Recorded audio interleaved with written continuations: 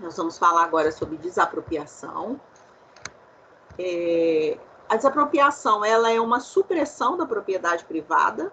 Então, como eu disse para você, o particular, ele perde a propriedade, há uma transferência da propriedade aqui, né, para o poder público, sem necessidade de concordância do proprietário, né? Então, eu disse para você que você não pode impedir uma desapropriação, você pode suscitar, você pode questionar aí se é o quanto, né, se realmente aquilo é para atender ou não o interesse público, isso você pode suscitar. Agora, impedir diante da comprovação de um interesse público maior, você não pode.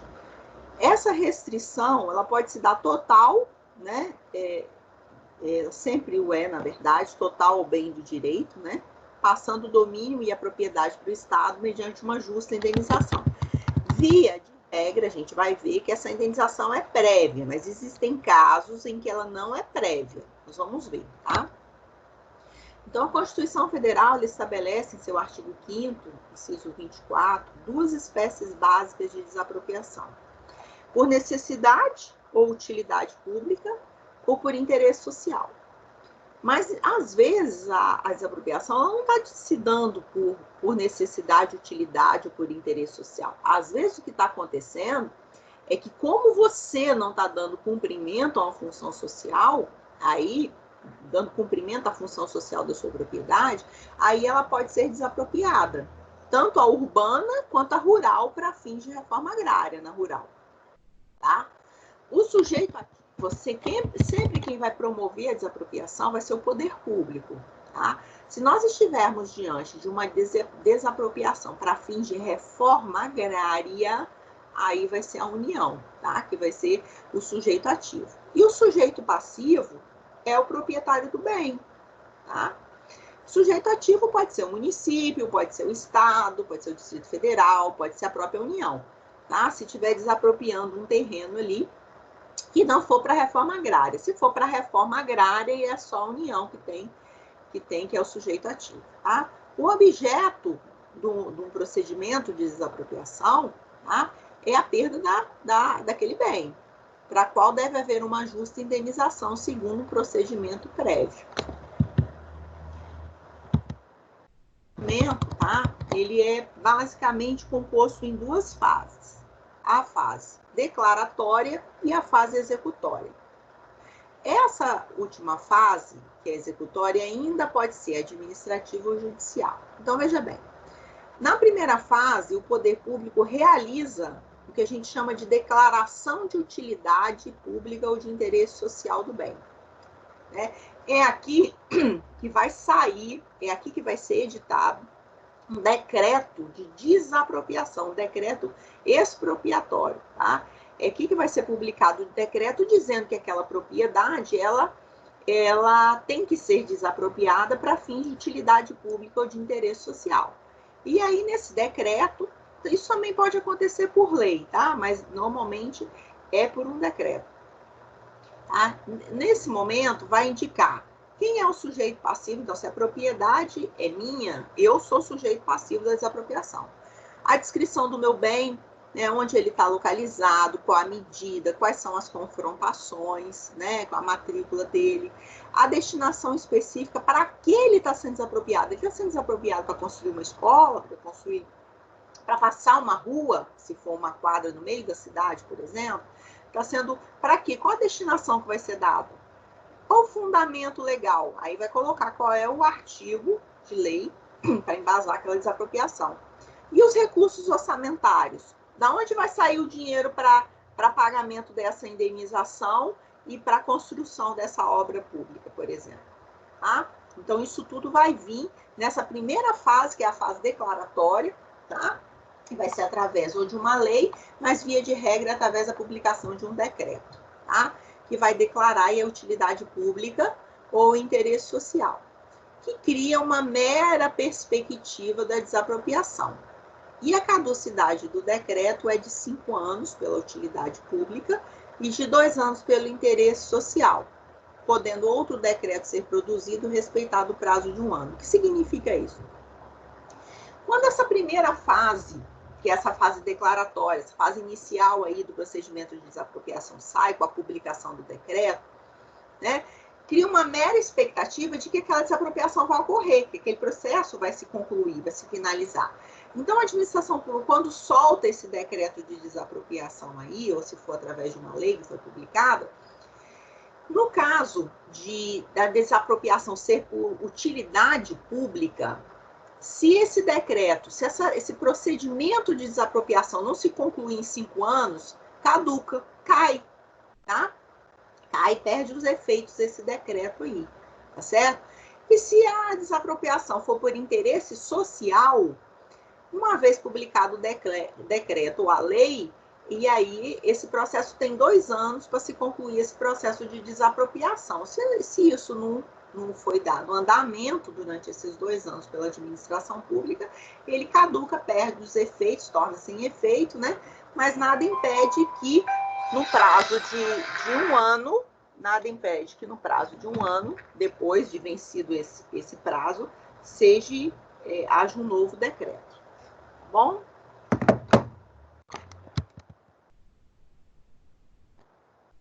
E essa segunda fase? Essa segunda fase compreende os atos pelos quais o poder público promove a desapropriação. É aqui que há a adoção das medidas necessárias para efetivar a desapropriação. Tá? É nessa segunda fase que a gente chama. Então, é aqui que há a notificação dos proprietários, por exemplo. Né? É aqui que o proprietário vai ser notificado de que haverá uma desapropriação ali. Ele será administrativo quando houver acordo entre as partes a respeito da indenização. Caso contrário, esse procedimento, essa segunda fase, ela vai ser judicial. Então, eu fui notificada de que há um interesse público na desapropriação da minha área. Eu concordei com os termos dessa desapropriação, com a indenização, com tudo. E aí, isso vai se solucionar na esfera administrativa. Se a gente não concordar, a gente vai partir para a briga, vai ter um procedimento judicial de desapropriação. O proprietário também pode ingressar no judiciário quando não concordar, que é o que eu falei, com os pressupostos e a validade dos atos administrativos, havendo então a intervenção do judiciário. Os pressupostos, então, a própria Constituição Federal traz. Os pressupostos da desapropriação são necessidade e utilidade pública e interesse social. A necessidade pública ocorre quando a administração está diante de um problema inadiável e que não pode ser removido, sendo indispensável incorporar no domínio estatal um bem privado. A administração pública está diante de uma situação em que não tem como ela adiar. Tá? Ela precisa construir algo ali, olha, nós estamos diante de uma situação de pandemia, há necessidade, né, de que uma determinada região, que é mais distante do centro de Linhares, seja construído, por exemplo, um hospital de campanha, tá? E o local estratégico para chegar medicamento, para chegar ambulância, para chegar tudo, o local estratégico é uma propriedade sua, tá? Você está exatamente no local ali que é necessário. A administração está diante de um problema que ela não pode adiar. É necessidade pública. Então, é uma dos pressupostos aí de desapropriação. Acontece quando existe conveniência e vantagem no interesse coletivo, quando a incorporação do bem privado, né, ao Estado, não havendo um imperativo de que não se possa remover. Tá? Aqui é só porque é mais conveniente, é mais vantajoso para a administração pública que se construa naquele lugar, que se passe aquela rua ali. Então, é de utilidade pública. O interesse social, como o próprio nome já diz, é quando a administração está diante de interesses sociais que atingem as camadas mais pobres da população.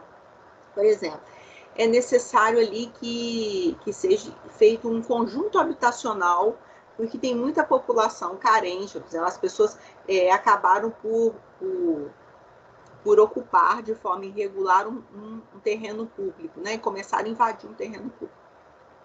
Só que aquele terreno não pode ser, a gente já viu que não pode ser objeto de uso capião nem posse, né? Que é um terreno público. Então, a administração pública precisa tirar aquele povo, aquele monte de família, né? Que construiu aquele monte de alojamento lá, de casas improvisadas. Precisa tirar aquele pessoal dali. E precisa montar uma estrutura habitacional para retirar aquelas pessoas e colocá-las em algum lugar. Né? E aí, de repente, ele pode estar desapropriando a sua área para estar construindo ali um conjunto habitacional para pessoas de baixa renda. Tá? A legislação está ligada, a gente viu, ao princípio da legalidade, né? Então, ela só pode fazer o que a lei permite. Né? Então, se o Estado não definir os casos de necessidade, utilidade pública ou interesse social, né, a lei tem que fazer, senão a desapropriação ela é ilícita. É 3.365 de 41 que ele define no artigo 5º quais são os casos considerados de utilidade pública. Ele vai lá e diz, né? Mas ele não diferencia utilidade de necessidade. Acabou que a doutrina e a jurisprudência teve que definir o que era necessidade e utilidade, como a gente acabou de falar agora. Essa definição foi dada pela doutrina, tá? Ou pela jurisprudência, porque o decreto ele não vem dizendo, isso nesse caso é utilidade, ou nesse caso é necessidade, tá?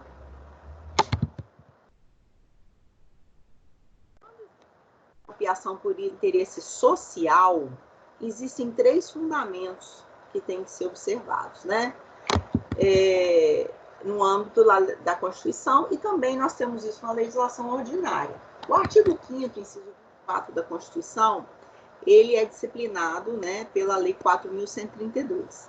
Nós temos o artigo 182, que fala da desapropriação por conta de não estar cumprindo a função social da propriedade urbana, a gente já falou isso antes do intervalo. O artigo 184 fala da desapropriação para fins de reforma agrária, que tem uma lei específica que trata da desapropriação para fins de reforma agrária, uma lei federal, Lei 8.987, salvo engano, né? Eu acho que é isso. Não, 8.000, depois eu vou achar aqui. Que é a lei que trata das desapropriações para fins de reforma agrária, que disciplina todo o procedimento de desapropriação. Deixa eu ver se esse aqui.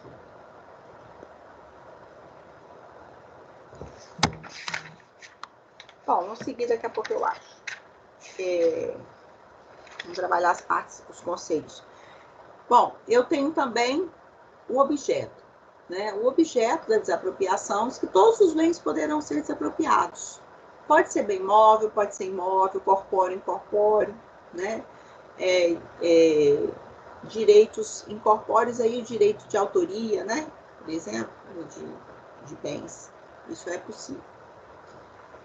Até mesmo espaço aéreo, subsolo pode ser desapropriado, né? Direito autoral, né? Quer dizer, em relação aos bens incorpóreos, tá? Você criou alguma coisa, registrou uma marca, uma patente, isso também pode ser objeto de desapropriação, tá?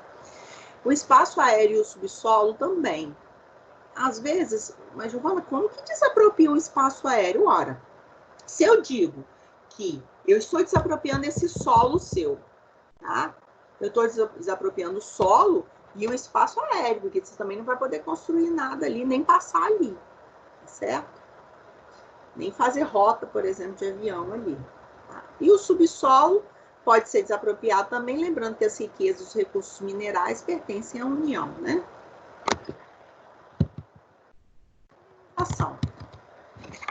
Como é que é feita a indenização no caso de desapropriação? Bom, isso vai depender muito do tipo de desapropriação que aconteceu, tá? Mas é óbvio que sempre vai gerar um direito à indenização, como forma aí de buscar um equilíbrio, né, entre as partes.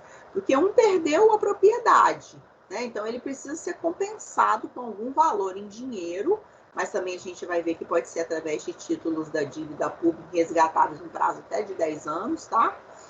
No caso de não cumprir a função social. Então, veja bem, a regra é o seguinte, quando é de utilidade, necessidade pública, interesse social, você não fez nada de errado.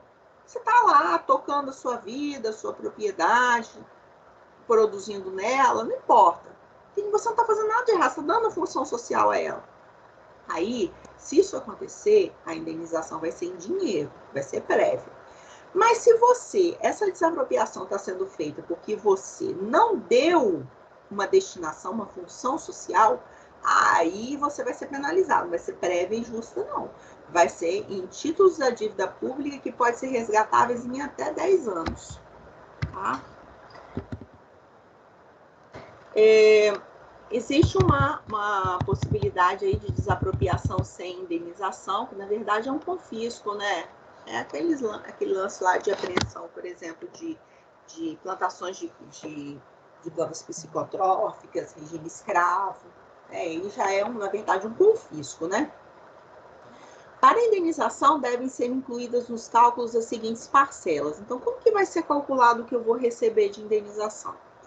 Todas as benfeitorias que já estão existentes, sendo que as benfeitorias realizadas após o ato expropriatório só serão pagas as benfeitorias necessárias, já que as úteis somente serão pagas se autorizadas pelo expropriante. Como assim?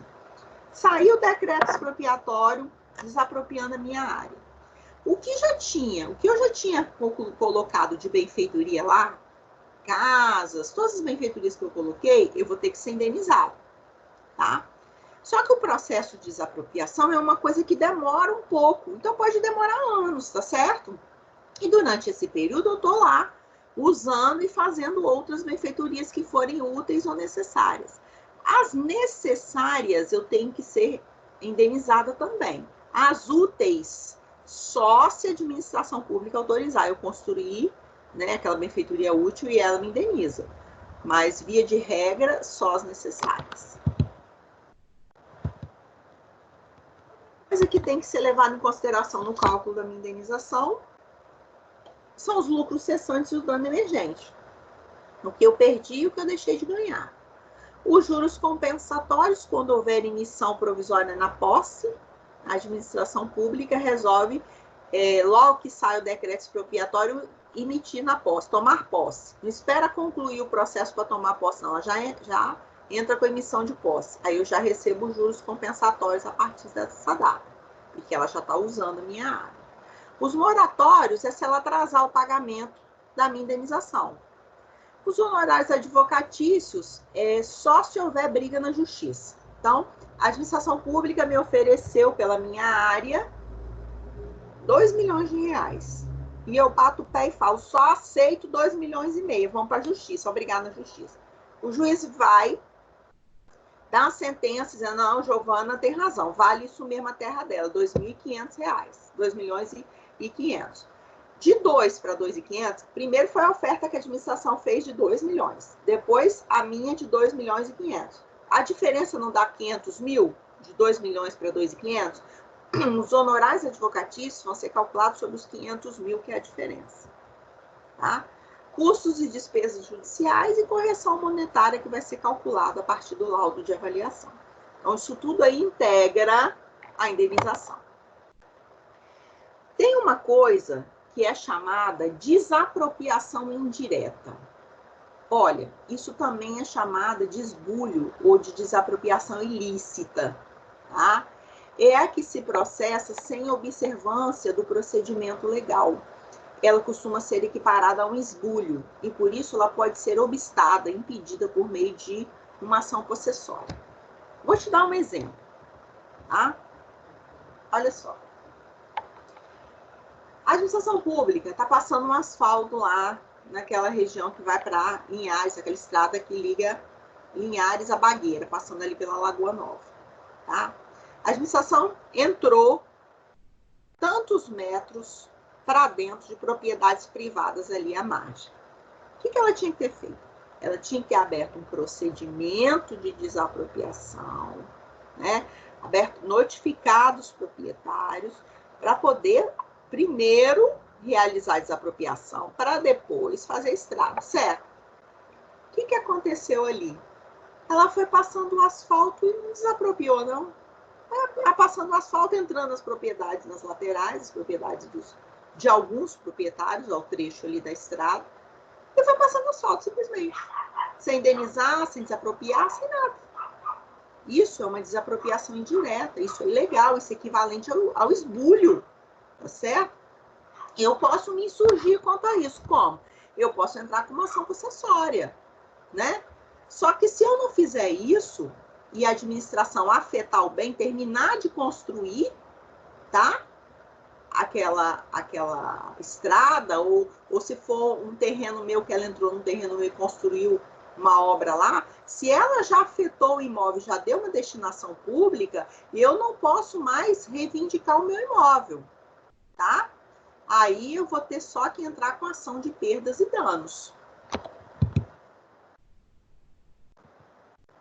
Exemplo da situação aí, ó, é a administração construindo e escolhe um terreno particular, terminando a construção e afetando o bem. Você não entrou com ação nenhuma para retomar o bem, com nenhuma ação possessória, dizendo que aquela desapropriação foi irregular, foi uma desapropriação indireta, ilícita, que aquilo foi um esbulho, você tinha que ter retomado a sua posse. Se você não fez isso, agora só cabe a você pleitear a perdas e danos.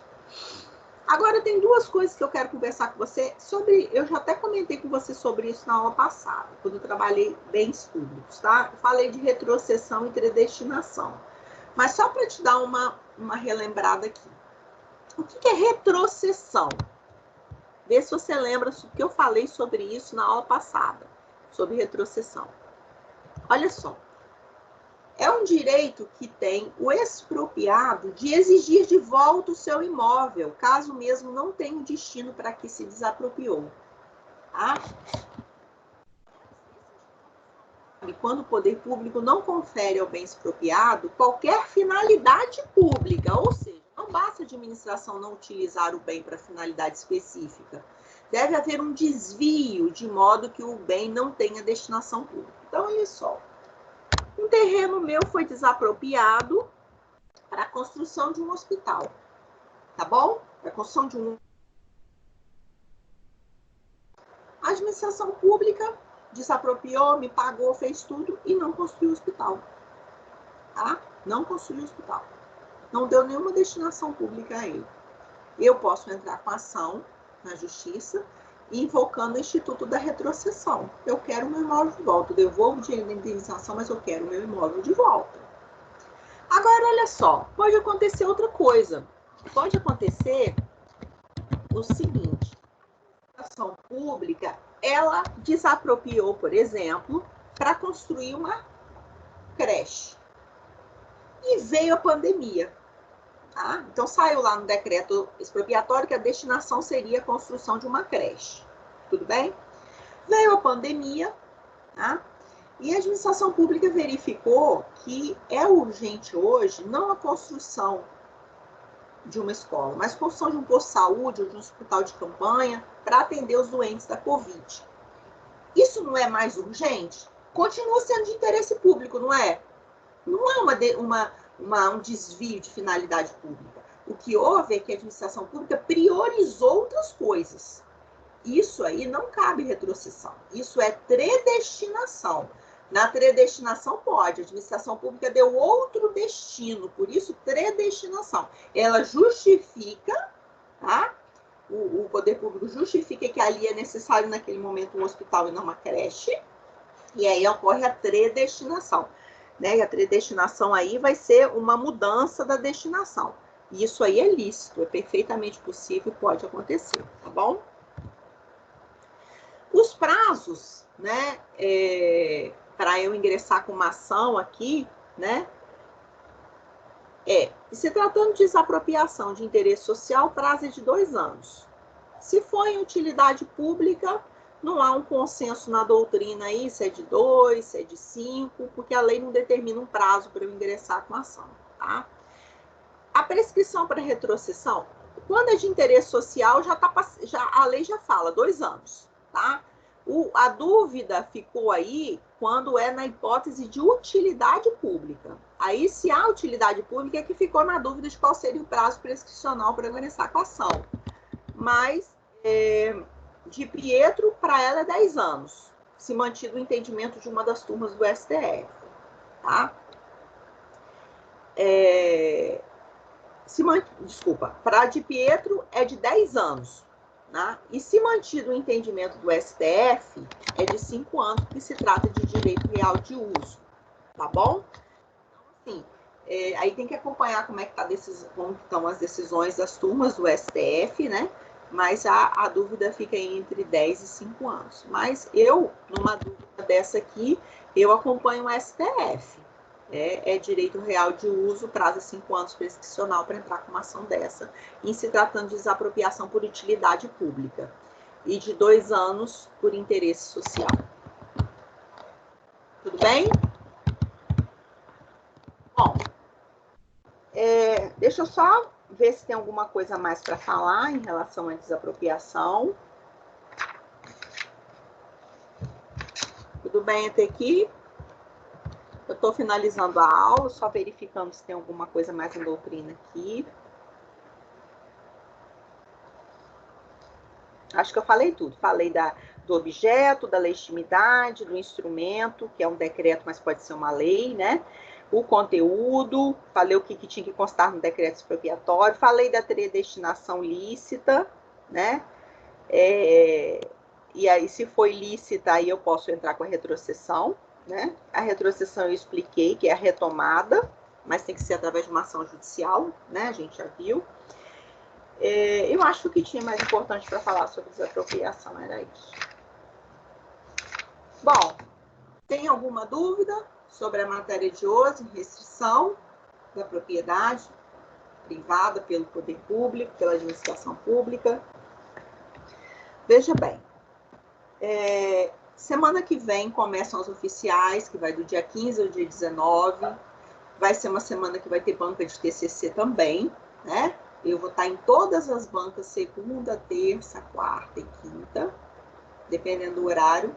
Então, a gente vai estar em banca de TCC, os professores, e vocês vão estar fazendo, né, a oficial através daquele formulário do Google Drive, como a gente fez a oficial 1. Do mesmo jeito que a gente fez a oficial 1, a gente vai fazer a oficial 2, né? Então, semana que vem não tem mais aula, o conteúdo já foi fechado, tá certo? Nós cumprimos o plano de ensino, graças a Deus o plano de ensino foi fechado redondinho, talvez não na ordem, teve matéria que eu inverti, tratei primeiro, né? Igual serviços públicos, que é o último no seu plano de ensino, eu já tratei ele antes, eu tratei antes de contratos. Então, logo nas nossas primeiras aulas presenciais, né? Então, assim, fechamos o plano de ensino, graças a Deus. A matéria da oficial eu vou estar passando para os líderes, porque eu tenho uma lista de transmissão para os líderes, mas já te adianto que vai ser toda a matéria, com exceção do que caiu na primeira. Então, o que caiu da primeira prova eu não vou cobrar, né? Eu vou cobrar licitações, eu vou cobrar contratos, eu vou cobrar bens públicos, eu vou cobrar a matéria de hoje, tá? Mas eu vou deixar isso escrito direitinho e vou encaminhar para os líderes de vocês, mas só para adiantar para vocês isso aí, tá bom? Então, provavelmente vai ser isso aí. Eu vou só checar se alguma dessas coisas não caiu na primeira, mas eu acredito que não. Contratos, licitação, bens públicos e restrição, que é a matéria de hoje. Tá? Então, provavelmente essa vai ser a matéria da prova de vocês. Vocês têm um material de apoio muito bom na pré-aula 11, do Encontro 11, uma apostila grande, mais de 300 páginas. E tem as aulas gravadas, obviamente, que estão lá no YouTube, então você pode assistir as aulas de novo, né? E a prova vai ser toda objetiva, como foi oficial 1, com 10 questões, como foi oficial 1, tá certo? Outra coisa que eu queria te pedir é que você verifique a sua nota no portal das suas parciais. A parcial 1 foi aquela provinha que vocês mandaram para o meu e-mail, lembra? No início, né? No início do semestre. E a parcial 2 é a nota do relatório da semana do estudante do direito que vocês encaminharam para a Juliana, né? A Juliana recebeu e repassou a informação para a gente dos que foram chegando, tá bom? Então, se você está sem nota da parcial 1 ou da parcial 2, e você fez a parcial 1 e fez a parcial 2, você, por favor, me mande um e-mail, tá? E para eu verificar o que foi que aconteceu. Se for o relatório, eu vou verificar com a Juliana, que é ela que fez o levantamento. Se foi a parcial 1 mandada para o meu e-mail, você vai reencaminhar o meu e-mail, que eu vou saber, eu vou ter a prova de que você mandou para mim, né? Pode ter caído na lixeira. Então, você verifique, por favor, as suas notas da parcial 1 e 2, porque eu já lancei todas elas. Tá bom? Se vocês não tiverem nenhuma dúvida, eu vou finalizando a aula. Mais alguma coisa, gente? Posso finalizar?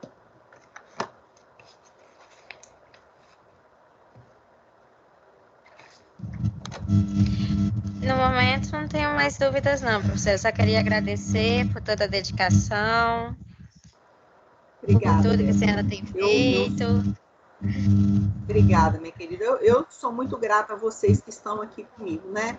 Porque nem todos os alunos participam, né? Infelizmente, é uma pena, porque eu me dedico muito a preparar a aula. Eu digo que nós, professores, embora vocês não acreditem, possam não acreditar, a gente está trabalhando muito mais agora do que quando as aulas eram presenciais, porque depois que eu dou essa aula aqui para vocês, eu tenho que baixar ela aqui no Teams, no streaming. Depois eu tenho que colocá-la no YouTube. Às vezes eu fico 3 horas. Teve um domingo que eu fiquei 3 horas para conseguir baixar as aulas da semana. Eu tenho que gerar um link, depois eu tenho que ir lá no AVA e colocar esse link. Então, assim, a gente tem se esmerado muito para fornecer uma educação de qualidade para vocês. Você que assiste a minha aula presencial e assiste a minha aula aqui, você pode verificar que não tem diferença. O mesmo carinho, a mesma atenção, a mesma dedicação que eu preparo uma aula presencial de vocês, eu preparo uma aula aqui online, né? Então, assim, a gente tem se esforçado muito, e o que eu tenho a dizer é que eu tenho que agradecer aqueles que acreditaram de que seria possível essas aulas online, porque eu acredito que o futuro da educação vai ser assim.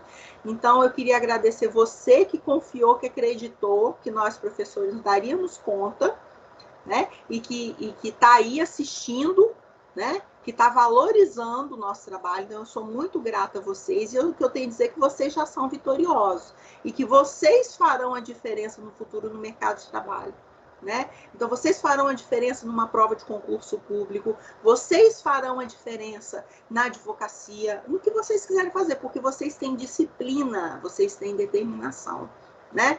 E gente como vocês só tem a vitória garantida. Então, muito obrigada pela presença de vocês, pela atenção, pelo carinho, tá bom? Eu vou estar sempre à disposição de vocês. Vocês têm o meu e-mail, os líderes têm o meu WhatsApp. Eu criei um Instagram só para vocês podem conversar comigo pelo direct, tá bom? E aí a gente vai se falando. Eu desejo a vocês uma boa semana, uma semana abençoada, para aqueles que estão trabalhando, para aqueles que estão estudando, tá bom? Com muita saúde, e até semana que vem aí na prova. Quem tiver em banca, não sei qual período agora que você está, porque eu agora tenho a possibilidade, né, de alunos de vários períodos estarem se matriculando na minha disciplina, então eu não sei exatamente se você vai ter banca ou não vai ter banca semana que vem. Então, tem alunos que vão me encontrar na banca da semana que vem, no TCC. Fiquem com Deus, uma boa semana, tá bom? Beijão para vocês. Obrigada, professora. Igualmente. Tchau. Tchau. Tchau.